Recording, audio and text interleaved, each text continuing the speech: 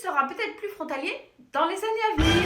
Et le Luxembourg sera peut-être moins intéressant qu'avant. Aujourd'hui, le Luxembourg attire beaucoup de monde parce que d'une, ça paye bien. De deux, parce qu'il y a du travail, bien que le pourcentage de chômage augmente, et parce que le système est attractif. Mais plus un pays attire et plus ça crée des effets autour. Allesani.jobs a publié un article là-dessus, pas pour dire que tout va mal, mais pour expliquer ce que ce succès entraîne concrètement.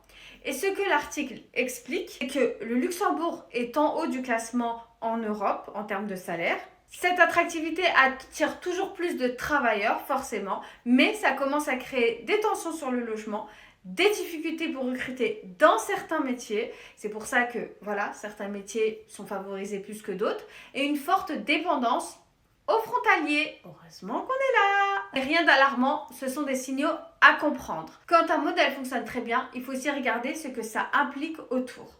Dans l'article, il y a plusieurs éléments que beaucoup de frontaliers ne regardent pas encore, pas pour faire peur, mais pour mieux comprendre dans quel sens les choses évoluent. À lire si tu veux savoir ce que ça peut vouloir dire pour toi. Le lien est en bio dans la rubrique Actualité. Le titre de l'article est le salaire moyen au Luxembourg, premier en Europe, mais des défis à venir. Et n'hésite pas à t'abonner.